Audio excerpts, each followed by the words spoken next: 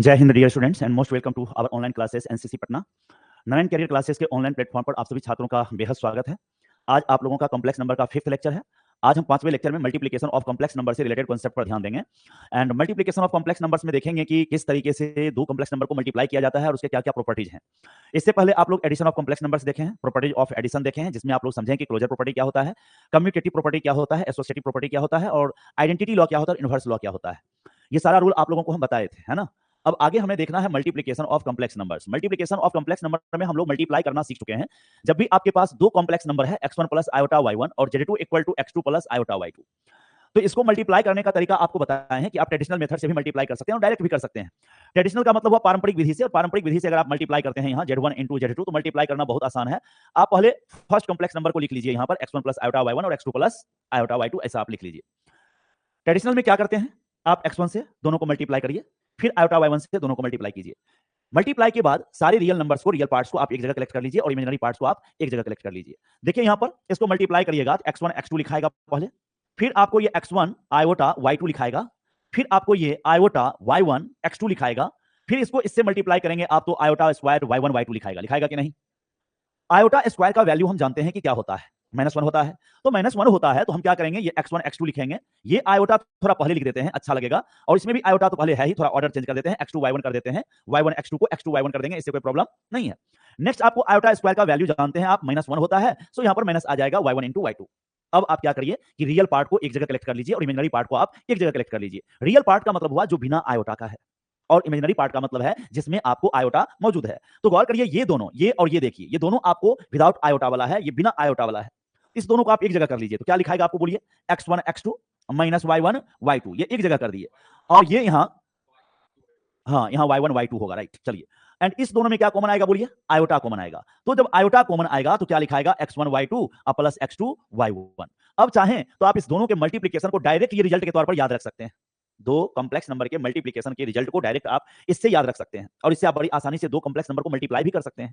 जैसे मान लीजिए यहाँ पर इसको अगर याद करना है तो बड़ी आसानी से आप कैसे याद कर सकते हैं, पहले दोनों कॉम्प्लेक्स नंबर के रियल पार्ट को मल्टीप्लाई करेंगे और उसके इमेजिनरी पार्ट को मल्टीप्लाई करेंगे। इमेजिनरी पार्ट को, ना कि आयोटा सहित, ओनली इमेजिनरी पार्ट को। रियल पार्ट और इमेजिनरी पार्ट को मल्टीप्लाई करके उसका डिफरेंस ले लेना है। रियल पार्ट में से इमेजिनरी पार्ट के मल्टीप्लिकेशन को हम क्या करेंगे, घटा देंगे।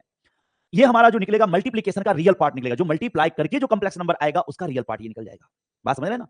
और अब हमें दो कॉम्प्लेक्स नंबर को मल्टीप्लाई करने के बाद जो उसका इमेजिनरी पार्ट आएगा वो कैसे लाएंगे, तो वो लाने का तरीका है कि इसका रियल, इसका इमेजिनरी, इसका इमेजिनरी, इसका रियल, क्रॉस मल्टीप्लाई। बात समझ रहे हैं ना। और उसको ऐड करना है, क्या करना है, ऐड करना है, आयोटा लगा देना है, तो आपको ये मल्टीप्लाई हो जाएगा। ठीक है। अब यहां एग्जांपल से समझिए, मान लीजिए आपके पास कहीं z1 दे दिया, एग्जांपल में समझिएगा, z1 इक्वल टू आपको दे दिया 6 plus 3 iota, right, and z2 equal to आपको दे दिया 5 माइनस 4 आयोटा। ये दो कॉम्प्लेक्स नंबर आपको दे दिया है। अब इस दोनों को मल्टीप्लाई करना है, तो मल्टीप्लाई कैसे करेंगे, ध्यान दीजिएगा, z1 इंटू z2 निकालना है हमें, z1 इंटू z2। डायरेक्ट कैसे मल्टीप्लाई करेंगे, सिर्फ ध्यान दीजिए। ठीक है, यहां पर इस दोनों को मल्टीप्लाई करिए, पहले कितना आएगा 30, और फिर इस दोनों को मल्टीप्लाई करिए तो -12। जब भी मल्टीप्लाई करिए तो साइन के साथ मल्टीप्लाई कीजिए। बात समझ रहे ना, यही लाइव है क्या वहां, ओके। तो 6 इंटू 5 30 हो गया, 3 को -4 से करिएगा तो -12। दोनों को आपको मल्टीप्लाई करना है, सामने वाले को मल्टीप्लाई करके एंड उसको घटाना है। तो 30 माइनस -12 एक जगह कर दिए, हो गया। अब यहां तक कोई प्रॉब्लम है? 6 को 5 से किए 30 हुआ, 3 को -4 से किए तो -12 हुआ, एंड माइनस के साथ हम लिख दिए यहां। अब अगली बार इसका रियल लेंगे तो इसका इमेजिनरी लेंगे, तो 6 यहां लेंगे तो यहां क्या लेंगे, -4, और उसे मल्टीप्लाई करेंगे तो -24 आएगा। क्या आएगा, -24, साइन के साथ मल्टीप्लाई करना है।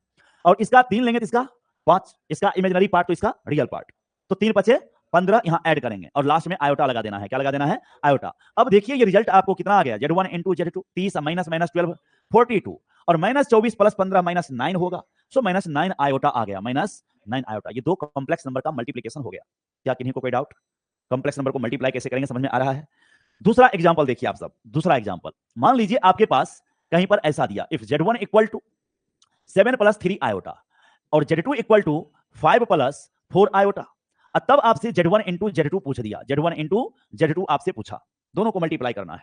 तो कैसे मल्टीप्लाई करेंगे, रियल को रियल से करेंगे और इमेजिनरी पार्ट को इमेजिनरी पार्ट से करेंगे, सीधे सीधे सामने वाले को ऐसे मल्टीप्लाई करेंगे एंड उसको घटा देंगे। क्या करेंगे, घटा देंगे।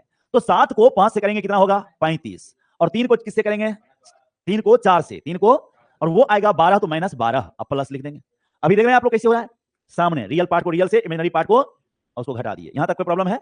अब क्रॉस करेंगे, अब कैसे करेंगे, क्रॉस, रियल से इमेजिनरी करिए, 7 चौक 28 और 5 दिया 15, ऐसे जोड़ के और आयोटा लगा दीजिए। अब ध्यान दीजिए 35 से 12 घटेगा तो ये 23 हो जाएगा और ये आपका 43 आयोटा। तो क्या आप दो कॉम्प्लेक्स नंबर को मल्टीप्लाई करना सीख गए हैं? कहीं कोई कंफ्यूजन तो नहीं है इसमें? चलिए अब आगे बढ़ते हैं हम। Z1 इंटू Z2 आप सीख चुके हैं कि कैसे करेंगे। इसी को अगर हम ऑर्डर्ड पेयर फॉर्म में लिखना चाहेंगे, किसमें लिखना चाहेंगे? ऑर्डर्ड पेयर फॉर्म ऑफ, क्रमित युग्म में, ordered pair form of multiplication of complex number, multiplication है ना, मल्टीप्लीकेशन ऑफ कॉम्प्लेक्स नंबर्स। सम्मिश्र संख्याओं के गुणनफल का ऑर्डर्ड पेयर फॉर्म, क्रमित युग्म रूप लिखेंगे हम लोग कॉम्प्लेक्स नंबर्स। देखिए कैसे लिखेंगे, आपको पता है अभी अभी थोड़ी देर पहले आप देखे हैं कि x1 plus iota y1 into x2 plus iota y2 इतना बराबर रिजल्ट क्या लाए थे? थोड़ा एक बार बोलिए अपने आप, सारे बच्चे क्या लाए हैं रिजल्ट? डायरेक्ट बोलिए, रिजल्ट क्या आया था? x1 x2 minus y1 y2 plus iota x1 y2 plus x2 y1, ये आपको लाया गया था नहीं? लेकिन जब इसे हम ऑर्डर्ड पेयर फॉर्म में लिखेंगे, क्रमित युग्म रूप में लिखेंगे, तो ये आपका लिखाएगा x1 y1 और ये क्या लिखाएगा? x2 y2, ऐसे लिखाएगा। देखिए दोनों के बीच मल्टीप्लाई कर दिए यहां। अब लिखने का तरीका तो आपको पता है ऑर्डर्ड पेयर फॉर्म में कैसे लिखाता है, रियल पार्ट को पहले लिखते हैं और इमेजिनरी पार्ट को बाद में लिखते हैं। ठीक उसी तरह से मल्टीप्लिकेशन में देखिए रियल पार्ट क्या है, तो रियल पार्ट आपका ये है और इमेजिनरी पार्ट आपका ये है। तो बस आप एक ब्रैकेट के अंदर इसको लिख दीजिए इस तरह से x1 x2 minus y1 y2 comma, अब imaginary part x1 y2 plus x2 y1, ये लिख दीजिए। बस आपको आयोटा गायब है यहां, है ना? रियल पार्ट को पहले लिखेंगे, इमेजिनरी पार्ट को हम उसके बाद लिखेंगे। फर्स्ट कंपोनेंट हमारा कॉम्प्लेक्स नंबर का रियल पार्ट होगा, सेकंड कंपोनेंट हमारा कॉम्प्लेक्स नंबर का इमेजिनरी पार्ट होगा। तो ऑलवेज रियल पार्ट पहले लिखा जाएगा और इमेजिनरी पार्ट बाद में लिखा जाएगा।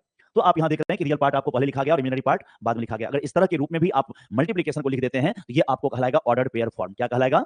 Ordered pair form. जैसे अगर हमें कोई ऐसे पूछ देता है गुना, समझने का कोशिश करिएगा, यहां दे दिया 10,7 और फिर इंटू 8,3 दे दिया, ऐसे दे दिया नहीं? और अगर आप यहां पर ऐसे लिख दिए 10 को 8 से गुना करके 80 और 7 को 3 से गुना करके 21, तो ये आपका गलत हो गया। ऐसे कभी गुना नहीं करना है। ये आपको कॉम्प्लेक्स नंबर दिखा रहा है। क्या दिखा रहा है? सो इसको मल्टीप्लाई करने का तरीका है, पहले आप रियल को पहला को गुना करिए, कितना आया? 80, और दूसरा को करिए, क्या हुआ? 21, उसको घटा दीजिए, एक काम खत्म हुआ है अभी, फर्स्ट स्टेप खत्म हुआ है। अब सेकंड, इधर का पहला तो उधर का दूसरा, इधर का दूसरा तो इधर का पहला, तो पहला इधर लिए 10 तो उधर 3, कितना हुआ बोलिए? 30। अब प्लस दीजिएगा, इस बार ऐड करना है, 7 8 56, ये यहां लिख दीजिए। अब अगले लाइन में लिखिए 80 में से 21 घट गया तो 59 आ गया, और यहां इसको ऐड करिएगा तो 86 हो गया। कहीं कोई प्रॉब्लम है? ये आपको मल्टीप्लाई हो गया। सो कभी भी ऐसे मल्टीप्लाई मत कर दीजिएगा, फर्स्ट से फर्स्ट को, सेकंड से सेकंड को मल्टीप्लाई करके डायरेक्ट नहीं लिख देना है, तो गलत हो जाएगा। सो गुना करने का सही प्रोसेस क्या है? आपको इसका फर्स्ट पार्ट, इसका फर्स्ट पार्ट, इसका सेकंड पार्ट, इसका सेकंड पार्ट मल्टीप्लाई करके सब्ट्रैक्ट करना है पहले, वो आपका फर्स्ट कंपोनेंट होगा मल्टीप्लिकेशन का। एंड जब इधर का फर्स्ट पार्ट लीजिएगा तो उधर सेकंड पार्ट, इधर सेकंड पार्ट उधर फर्स्ट पार्ट, उसको मल्टीप्लाई करके ऐड करना होगा, तब आपको प्रोडक्ट का मल्टीप्लिकेशन का इमेजिनरी पार्ट मिलेगा। क्या मिलेगा? Imaginary part. किसी को कोई कंफ्यूजन? तो ये आपको मल्टीप्लिकेशन ऑफ कॉम्प्लेक्स नंबर हुआ, दो कॉम्प्लेक्स नंबर को कैसे मल्टीप्लाई करेंगे इस पर डिस्कस हुआ है। आगे बच्चों हम लोगों को क्या पढ़ना है, सो सुनिए, properties of multiplication. Property of multiplication, देखिए क्या होता है।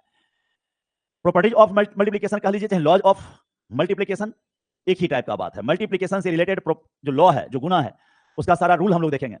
चलिए देखिए यहां लॉ ऑफ मल्टीप्लिकेशन। जितने भी बच्चे लाइव में हैं, अगर साउंड सुनाई नहीं दे तो थोड़ा इन्फॉर्म कर दीजिएगा मैसेज कमेंट में, है ना? बच्चे जो भी लाइव देखते हैं, कम से कम भाई सामने आओ तो गुड इवनिंग गुड मॉर्निंग इतना तो कम से कम लिखो, है ना? वो सब बैठ के देख लेता है और देख के चला जाता है, मुझे पता ही नहीं चलता कि कौन देख रहा है, ठीक ना? तो कम से कम जो है कमेंट वगैरह क्या कीजिए, जो भी बच्चे लाइव में आते हैं। समझ में नहीं आता है तो यह भी बोलिए, सिखाएंगे, एक एक बात सिखाएंगे, ठीक है? देखिए यहां पर लॉ ऑफ मल्टीप्लिकेशन में सबसे पहला जो आपका लॉ है वो है आपका क्लोजर प्रॉपर्टी। और क्लोजर प्रॉपर्टी क्या होता है? क्लोजर प्रॉपर्टी को हिंदी में बोलते हैं संबरक नियम। सिंपल सा बात है कि पहला हम कॉम्प्लेक्स नंबर के परिवार से लिए नंबर, दूसरा भी कॉम्प्लेक्स नंबर के परिवार से लिए नंबर, और दोनों को जब मल्टीप्लाई किए तो रिजल्ट भी आ जाए कहां से? कॉम्प्लेक्स नंबर के परिवार से, है ना? तब इसको कहेंगे हम क्या? क्लोजर प्रॉपर्टी का पालन हो रहा है। मल्टीप्लिकेशन जो है वह क्लोजर प्रॉपर्टी का पालन कर रहा है। बात समझे कि नहीं समझे? यहां पर पहला अगर हम कॉम्प्लेक्स नंबर लेते हैं, Z1 आपका क्या है? कॉम्प्लेक्स नंबर है, और Z2 भी क्या ले लिए आप? कॉम्प्लेक्स नंबर ले लिए। बात समझ रहे हैं कि नहीं? अब इस दोनों को, है ना, दोनों को मल्टीप्लाई करेंगे। क्या करेंगे? मल्टीप्लाई। तो जो रिजल्ट आएगा ना वह भी आपको किसके फैमिली से होगा? कॉम्प्लेक्स नंबर के फैमिली से होगा। यहां Z कॉम्प्लेक्स नंबर को शो कर रहा है, तो Z1 आपका Z से है और Z2 भी आपका Z से है। पहला नंबर जो Z1 है वह भी कॉम्प्लेक्स नंबर के परिवार से लिया गया, Z2 भी आपको कहां से लिया गया? कॉम्प्लेक्स नंबर के परिवार से लिया गया। और जब मल्टीप्लाई किए तो जो रिजल्ट आया वह भी कहां मिला? तब हम कहेंगे कि मल्टीप्लिकेशन आपका क्लोजर प्रॉपर्टी का पालन कर रहा है। जो रिजल्ट आया है क्योंकि वह भी कॉम्प्लेक्स नंबर से बिलोंग कर रहा है। अगर एक नेचुरल नंबर ले लेते हैं, क्या ले लेते हैं? नेचुरल नंबर, दूसरा भी नेचुरल नंबर, और दोनों नेचुरल नंबर को मल्टीप्लाई करेंगे तो जो रिजल्ट आएगा क्या वो नेचुरल नंबर होगा या नहीं होगा? जवाब देना है, होगा ना, नेचुरल नंबर होगा। तो अब हम कहेंगे कि multiplication follow the closure property over the set of natural number. Multiplication जो है वह नेचुरल नंबर के फैमिली पे क्लोजर प्रॉपर्टी का पालन कर रहा है। क्लोजर का अर्थ ही क्या हुआ? बार बार कहते हैं सेम वर्ग में रह जाना, सेम वर्ग में रह जाना, है ना। अब मान लो बकरा और बकरी का बच्चा, तो बकरा बकरी ही होगा ना। अब उसमें अगर कुत्ता निकल जाए तो मामला बिगड़ गया। बात समझे नहीं समझे? हाँ, सिंपल बात है। जब हम सेम वर्ग का ऑपरेशन कर रहे हैं तो रिजल्ट भी क्या होना चाहिए? उसी वर्ग से होना चाहिए। अगर हम दो नेचुरल नंबर को मल्टीप्लाई किए तो रिजल्ट क्या आया? Natural number. अच्छा, थोड़ा आपको अलग एग्जांपल देते हैं। मान लीजिए अगर हम एक लेते हैं, नहीं एक लेते हैं हम लोग रेशनल नंबर, या मान लीजिए दोनों हम इमेजिनरी नंबर लेते हैं। सेट अब फिक्स कर रहे हैं इमेजिनरी, कॉम्प्लेक्स का दुनिया अलग है और इमेजिनरी का दुनिया, हाँ इमेजिनरी अलग है और कॉम्प्लेक्स, इमेजिनरी कॉम्प्लेक्स का हिस्सा है। बात समझ रहे हो ना? जितने भी नेचुरल नंबर है सब क्या है? कॉम्प्लेक्स नंबर है। जितने होल नंबर है सब क्या है? कॉम्प्लेक्स नंबर है। अब हम सेट ले लेते हैं प्योरली इमेजिनरी नंबर का। किसका ले लेते हैं? प्योरली इमेजिनरी नंबर का। अब दो प्योरली इमेजिनरी नंबर को गुणा करते हैं, दो प्योरली इमेजिनरी नंबर को गुणा करते हैं। चलो, जैसे ये हमारा प्योरली इमेजिनरी है कि नहीं है बोलो, और ये 3 आयोटा भी प्योरली इमेजिनरी है कि नहीं है? और जब दोनों को गुणा किए तो -6 हो गया। माइनस, क्या ये प्योरली इमेजिनरी है? नहीं है। तो इसका अर्थ हुआ कि मल्टीप्लिकेशन जो है वह प्योरली इमेजिनरी नंबर के फैमिली पे क्लोजर प्रॉपर्टी का पालन नहीं कर रहा है, क्योंकि दोनों नंबर लिया गया था प्योरली इमेजिनरी के फैमिली से, लेकिन जो मल्टीप्लाई होकर रिजल्ट आया वह प्योरली इमेजिनरी नंबर के परिवार में नहीं है, वो कहीं और से आ गया। तो हम कहेंगे कि multiplication does not follow the closure property over the set of purely imaginary number, over the set of purely imaginary number. दिमाग बैठ गया कि नहीं? अब सुनो, यहां दूसरा है कम्यूटेटिव लॉ का ये पालन करता है। मतलब Z1 इंटू Z2 निकालेंगे तब, और Z2 इंटू Z1 निकालेंगे तब, दोनों आपस में क्या होगा? बराबर होगा। सो उल्टा करके दो कॉम्प्लेक्स नंबर को मल्टीप्लाई करने से रिजल्ट पे किसी तरह का कोई असर नहीं पड़ेगा, और ये आपको कम्यूटेटिव लॉ कहलाता है, क्रम विनिमय नियम कहलाता है। क्या कहलाता है? Commutative law. ध्यान दीजिएगा, ये है आपको। नेक्स्ट समझिएगा आगे आप लोग, यहां ध्यान दीजिएगा। तीसरा नंबर पे बात करते हैं, थर्ड नंबर पे। यहां अगर आपके पास Z1 है इंटू Z2 है, और फिर आपको यहां Z3 है। क्या है? Z3। ध्यान दीजिएगा। तो आगे हम लिख रहे हैं आपको Z1 बाहर रहा और Z2 इंटू Z3 यहां कर दिए, है ना। Z2 इंटू Z3, क्लियर है? ये आपका एसोसिएटिव लॉ कहलाएगा। क्या कहलाएगा? Associative law. इसको हम क्या कहेंगे? एसोसिएटिव लॉ, साहचर्य नियम। लाओ उसको इधर रख दें, पता चला तुम तो, हाँ लाओ। Z1 into Z2 into Z3 बराबर होगा Z1 into Z2 into Z3। अब यहां समझना क्या है, सो देखिए। इस बार पहले Z1 और Z2 को मल्टीप्लाई किया गया, तब उसको Z3 के साथ किया गया। अगर 3 कॉम्प्लेक्स नंबर है, कितना कॉम्प्लेक्स नंबर है? 3 कॉम्प्लेक्स नंबर है। तो पहले Z1 Z2 को मल्टीप्लाई किया गया और जो रिजल्ट आया उसको Z3 से किया गया। इस बार पहले ऑपरेशन किसका होगा? Z1 Z2 का। और इधर किसका पहले ऑपरेशन होगा? अगर उस साइड देखें तो पहले किसका ऑपरेशन होना चाहिए? Z2 Z3 का। और जो रिजल्ट आएगा उसको फिर किसके साथ? तो कहता है जो LHS का वैल्यू आएगा वही आपको RHS का वैल्यू आएगा। बात समझे? और ऐसा होने पर हम कहेंगे कि मल्टीप्लिकेशन जो है वो एसोसिएटिव लॉ को क्या कर रहा है? फॉलो कर रहा है, एसोसिएटिव लॉ का पालन कर रहा है, साहचर्य नियम का पालन कर रहा है। बात समझे कि नहीं? ये चीज है। यहां आप चाहें तो 3 अलग अलग कॉम्प्लेक्स नंबर लेकर के चेक कर सकते हैं। पहला कॉम्प्लेक्स नंबर मान लीजिए इस तरह से ले लिए, ध्यान दीजिएगा आप लोग, 3 + 2 आयोटा ले लिए Z1, Z2 हम ले लिए मान लीजिए 5 + आयोटा, और Z3 ले लिए हम 6 + 2 आयोटा, ऐसे ले लिए। अब आप ये तीनों नंबर जो लिए हैं इसको अप्लाई कीजिए। एक बार LHS का वैल्यू निकालिए और फिर RHS का निकालिए। जब दोनों वैल्यू आप निकालेंगे ना तो यकीन मानिए कि 100% दोनों आपस में बराबर आएगा। और ऐसा होने पर हम कहेंगे कि मल्टीप्लिकेशन ऑफ कॉम्प्लेक्स नंबर्स जो है वो आपको एसोसिएटिव लॉ को फॉलो कर रहा है। क्या किसी तरह का कोई कंफ्यूजन नहीं है? नेक्स्ट आगे बढ़िए आप लोग, ध्यान दीजिएगा। यहां अगला है आपको डिस्ट्रीब्यूटिव लॉ। चौथा नंबर आपका है डिस्ट्रीब्यूटिव लॉ। क्या है? सो देखिए, Z1 है यहां और ब्रैकेट के अंदर Z2 + Z3 है, Z1 इंटू Z2 + Z3। तो अब आप यहां लिख सकते हैं Z1 into Z2 plus Z1 into Z3। देखिए ये मल्टीप्लाई कर दिए। एक बार Z1 Z2 के साथ हुआ है और फिर यही Z1 Z3 के साथ हुआ है, और इसको हम कहेंगे डिस्ट्रीब्यूटिव लॉ। क्या कहेंगे? डिस्ट्रीब्यूटिव लॉ, बंटन नियम जिसको कहते हैं, डिस्ट्रीब्यूटिव लॉ, बंटन नियम या वितरण नियम जो कहना है कह दीजिए, ये आपको इसका नाम है डिस्ट्रीब्यूटिव लॉ। ये इसमें अलाउ है, मल्टीप्लिकेशन ऑफ कॉम्प्लेक्स नंबर में डिस्ट्रीब्यूटिव लॉ फॉलो होगा। बात समझिए नहीं? एंड अगला समझिए, यहां पर 5वां नंबर क्या कहता है, 5th नंबर आपके पास क्या है? आपको कल हम बताए थे आइडेंटिटी एलिमेंट फॉर एडिशन, जिसको हिंदी में हम लोग कहते हैं योज्य तत्समक, जोड़ का तत्समक अवयव। इंग्लिश में उसे कहेंगे एडिटिव आइडेंटिटी, एडिटिव आइडेंटिटी। बात समझ रहे ना? ठीक उसी तरह आज हमें समझना है मल्टीप्लिकेटिव आइडेंटिटी। क्या समझना है? Multiplicative identity. और ये मल्टीप्लिकेटिव आइडेंटिटी क्या है? तो कल आपको बताए थे कि आइडेंटिटी का मतलब है पहचान जो फिक्स रहे, और एडिशन के केस में बताए थे कि 5 में क्या जोड़ा जाए कि 5 ही रह जाए। तो आपका जवाब था सर 0 जोड़ दीजिए ना, कोई फर्क ना पड़ेगा। तो 0 जो है 0 वो एडिशन के लिए आइडेंटिटी एलिमेंट है। किसके लिए? एडिशन के लिए आइडेंटिटी एलिमेंट है। अब अगर क्वेश्चन कल ये भी रिपीट किए थे आपको, अगर याद होगा, तो हम पूछे थे कि 5 में कितना से मल्टीप्लाई करेंगे तो आपको जवाब 5 ही रहेगा, मतलब 5 पर कोई असर नहीं पड़ेगा। तो आपका जवाब था 1। क्या था? 1। 6 में कितना से मल्टीप्लाई करेंगे कि 6 ही रह जाए, तो जवाब होगा 1, और ये 1 को हम कहेंगे multiplicative identity, that is the identity element for multiplication, गुना के लिए तत्समक अवयव, आइडेंटिटी एलिमेंट फॉर मल्टीप्लिकेशन। बात समझने के नहीं? तो यहां पर जो हम आपको बता रहे हैं, फॉर एवरी कॉम्प्लेक्स नंबर, जितना भी कॉम्प्लेक्स नंबर है बच्चों, for every complex number z equal to x plus iota y, z equal to x plus iota y, there exist, ध्यान दीजिएगा, देयर एग्जिस्ट एंड, या ऐसे लिख लीजिए, there exist a multiplicative identity, multiplicative identity. हाँ, अगर आप इसके टोटल के बदले कहना चाहते हैं तो गुना का तत्समक अवयव, गुना का तत्समक अवयव, ठीक है। हिंदी नाम तो बहुत खतरनाक होता है कई जगह। देखिए यहां multiplicative identity 1 plus 0 iota, 1 plus 0 iota, किसी भी कॉम्प्लेक्स नंबर के लिए मल्टीप्लिकेटिव आइडेंटिटी क्या हो जाएगा, 1 प्लस 0 आयोटा। अब इस पूरे सेंटेंस का एक ही अर्थ है कि किसी भी कॉम्प्लेक्स नंबर को अगर 1 प्लस 0 आयोटा से मल्टीप्लाई किया जाएगा तो उस पर कोई फर्क पड़ने वाला नहीं है, रिजल्ट में वही आएगा। अगर कोई बंदा 6 प्लस 7 आयोटा को 1 प्लस 0 आयोटा से मल्टीप्लाई कर दे तो क्या फर्क पड़ता है, कुछ भी नहीं, जो है वही आएगा, 6 प्लस 7 आयोटा। तो आपसे अगर कोई पूछता है कि 6 प्लस 7 आयोटा में किससे मल्टीप्लाई करें कि उस पर कोई फर्क ना पड़े, तो आपका जवाब क्या होगा, 6 प्लस 7 आयोटा में किससे मल्टीप्लाई करें कि कोई फर्क ना पड़े, तो 1 प्लस 0 आयोटा। और इसी को कहेंगे मल्टीप्लिकेटिव आइडेंटिटी। क्या कहेंगे, मल्टीप्लिकेटिव आइडेंटिटी। यस, जब जब पूछते थे ऐसे रिपीट किया कीजिए, बोला कीजिए, तो याद होगा। अब क्वेश्चन उल्टा है, वहां तो बड़ी आसानी से आप जवाब दे देते थे। जैसे क्वेश्चन अगर हम पूछ देते हैं कि 6 में कितना से मल्टीप्लाई करिएगा कि 1 आ जाए, हाँ फंस गए। क्वेश्चन है कि 6 में कितना से मल्टीप्लाई करेंगे कि 1 आ जाए, 1 बाय 6, वेरी गुड, 1 बाय 6। अगर पूछता है कि 8 में कितना से मल्टीप्लाई करें, 8 में, तो 1 बाय 8। क्या कोई कंफ्यूजन है? तो इसको हम कहते हैं मल्टीप्लिकेटिव इनवर्स। क्या कहते हैं? हाँ, शब्द पर ध्यान दीजिएगा। यदि दो संख्याओं का गुणनफल 1 हो जाए, दो संख्याओं का गुणनफल 1 हो जाए, if the product of two numbers is 1, then they are multiplicative inverse of each other. यदि दो नंबर्स का गुना 1 हो जाए, तब ऐसी स्थिति में दोनों को एक दूसरे का मल्टीप्लिकेटिव इनवर्स कहेंगे। और योज्य प्रतिलोम, एडिटिव इनवर्स, उसका रूल है कि अगर दो संख्याओं को जोड़ करके 0 हो जाए, क्या हो जाए, तब उसको एडिटिव इनवर्स कहेंगे। क्या कहेंगे? Additive inverse. 5 में क्या जोड़ोगे कि 0 हो जाए, -5।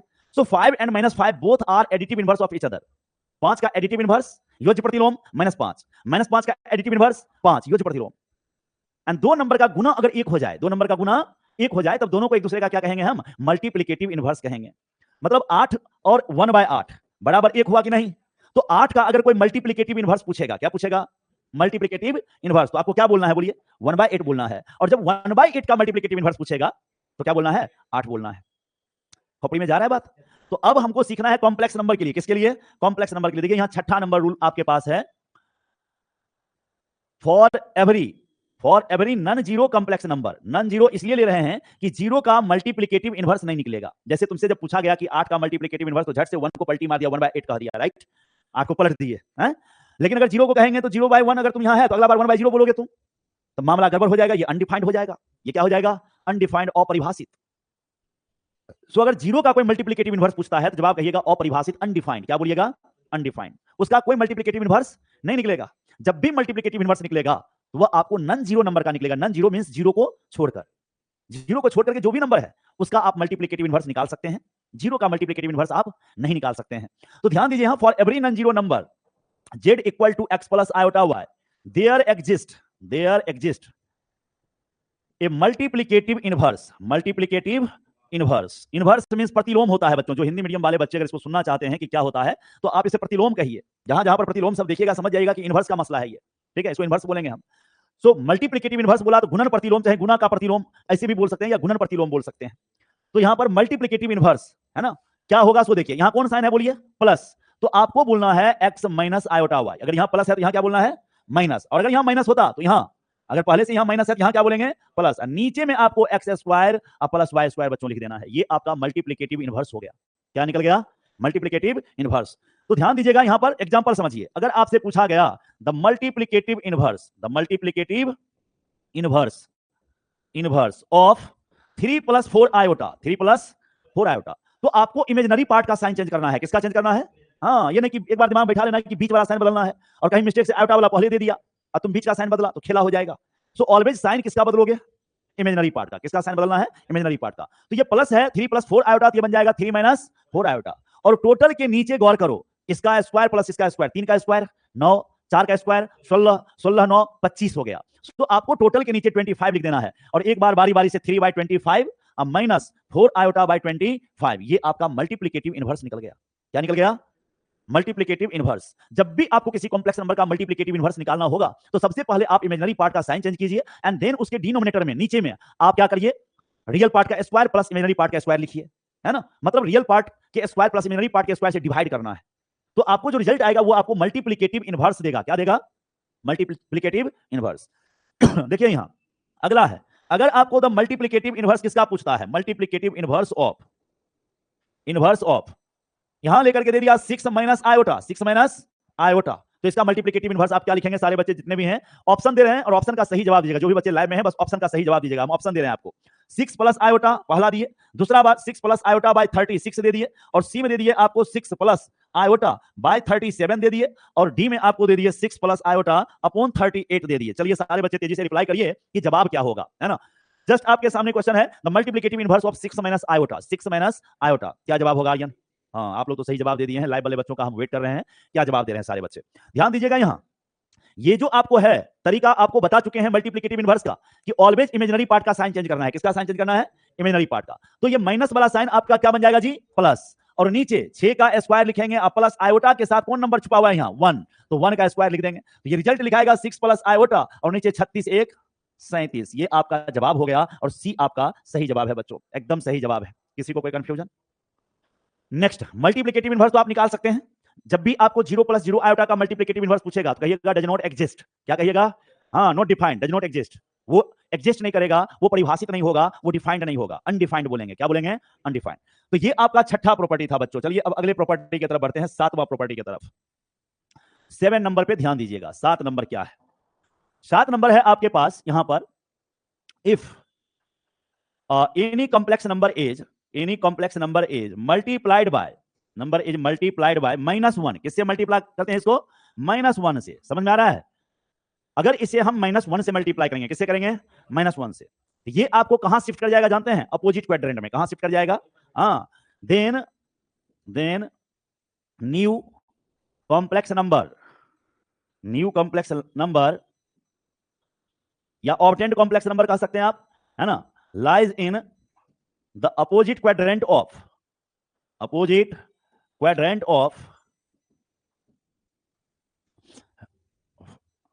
First complex number. ध्यान दीजिएगा सारे बच्चे। यहां हम क्या बताएं आपको, अगर किसी कॉम्प्लेक्स नंबर में किससे गुना किया जाए? -1 से। किससे गुना किया जाए? हाँ, -1 से। तो वो आपको अपोजिट क्वाड्रेंट में भागेगा। कहां भागेगा? अपोजिट। यहां देखिए, अगर ये आपका z है बच्चों, ये क्या है? z। अगर इसमें -1 से गुना करेंगे तो ये -z हो जाएगा। क्या हो जाएगा?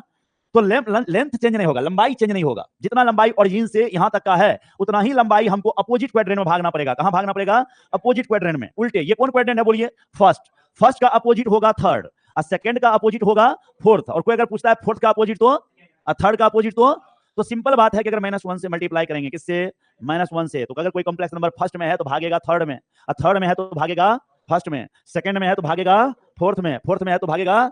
जैसे अब देखो यहाँ ये -z हो जाएगा, जस्ट इतना ही लेंथ इधर पीछे आएंगे तो ये हो जाएगा -z। अब एक एग्जांपल समझो, इसको देखो, ये 2 + 3 आयोटा, जिसको कि आप लिखोगे 2,3, यही ना लिखोगे। एंड 2,3 आपको देख के ही पता लग रहा है कि किस क्वाड्रेंट में है? फर्स्ट में है, राइट। तो ये आपका फर्स्ट क्वाड्रेंट में है बच्चों, एकदम फर्स्ट में। नहीं, अब इसमें अगर -1 से मल्टीप्लाई कर दिया जाए, किससे? तो चलिए -1 से कर ही देते हैं ना, गुना -1। तो गुना करेंगे तो ये हो जाएगा -2 और -3 आयोटा, होगा कि नहीं? और इसको जब ऑर्डर पेयर फॉर्म में लिखेंगे तो -2, -3 ऐसा लिखाएगा कि नहीं? अब इसको देख के बताइए कहां है, दोनों नेगेटिव है, तो थर्ड क्वाड्रेंट में है कि नहीं है? तो ये आपका थर्ड क्वाड्रेंट में है बच्चों। कहां है? थर्ड क्वाड्रेंट में। ठीक उसी तरह इससे भेंट कीजिए तो -2 + 4 आयोटा, जिसको हम लिखेंगे -2, 4, ये किस क्वाड्रेंट में है बच्चों? -2, 4, ये आपको कहां है? सेकंड क्वाड्रेंट में है। Very good, belongs to second, इसको बिलोंग्स टू पढ़ते हैं और ये सेकंड क्वाड्रेंट में है। और अगर इसमें हम -1 से मल्टीप्लाई कर दें, किससे? तो ये माइनस बन जाएगा प्लस, और ये प्लस बन जाएगा माइनस, और इसको जब लिखेंगे तो 2, -4 लिखाएगा। और ये कहां है बोलिए? तो आप क्या गौर कर रहे हैं कि दूसरा में था नंबर, और जैसे ही -1 से मल्टीप्लाई किया तो भाग गया कहां? चौथा में। भागा कि नहीं? और चौथा में अगर है और फिर -1 से गुना कर देंगे तो भागेगा दूसरा में। और अगर पहला में कोई कॉम्प्लेक्स नंबर है और उसमें -1 से गुना करेंगे तो तीसरा में भागेगा, और तीसरा में है और -1 से मल्टीप्लाई कर देंगे तो पहला में भागेगा। तो ये आप शिफ्टिंग समझ रहे हैं कैसे रोटेट होके भाग रहा है? ये चीज 180 डिग्री से घूम जा रहा है। कितना डिग्री से? हाँ देखिए ना, यहां पर था सीधे 180 डिग्री से रोटेट हो गया, यहां पहुंच गया। क्या कोई कंफ्यूजन नहीं है? अब है कि अगर किसी कॉम्प्लेक्स नंबर को आप आयोटा से मल्टीप्लाई करते हैं, किससे मल्टीप्लाई करते हैं? आयोटा से। मान लीजिए आपके पास कोई कॉम्प्लेक्स नंबर जेड है जिसमें आप आयोटा से मल्टीप्लाई कर रहे हैं, किससे? तो रिजल्ट क्या होगा जानते हैं? Z is rotated through 90 degree, कितना से? 90 डिग्री से, इन एंटी क्लॉकवाइज डायरेक्शन। कौन डायरेक्शन में घूमेगा? एंटी क्लॉकवाइज डायरेक्शन, अर्थात घड़ी के उल्टा दिशा में, दक्षिणावर्त दिशा में, ठीक है? एच छूट गया, ओके, थ्रू, कोई दिक्कत कहीं, कोई कंफ्यूजन है? तो Z is rotated through 90 degree in anti clockwise direction. अब यहां समझिए, ये आपके पास यहां जेड है, ये आपका क्या है? जेड है। जैसे ही इसमें आप आयोटा से गुणा करिएगा, किससे? तो ये आपको एंटी क्लॉकवाइज घूमेगा। कैसे घूमेगा? घड़ी के उल्टा दिशा में, और 90 डिग्री का एंगल बना करके जहां पहुंचेगा वहां आयोटा जेड मिलेगा। क्या मिलेगा? Iota Z. सुनाई दिया? और अगर आप माइनस आयोटा से मल्टीप्लाई करते हैं, किससे? माइनस आयोटा से, तो ये मिलेगा माइनस आयोटा जेड। ये आपको क्लॉकवाइज घूमेगा। कैसे घूमेगा? क्लॉकवाइज। ध्यान रखिएगा, ये घुमा है आपको कैसे? Anti clockwise. सो अगर किसी कॉम्प्लेक्स नंबर को आयोटा से मल्टीप्लाई किया जाए, किससे मल्टीप्लाई किया जाए? आयोटा से, तो वो आपको एंटी क्लॉकवाइज घूमेगा 90 डिग्री से। कितना डिग्री से? मतलब फर्स्ट क्वाड्रेंट में है तो भाग के जाएगा सेकंड में, सेकंड में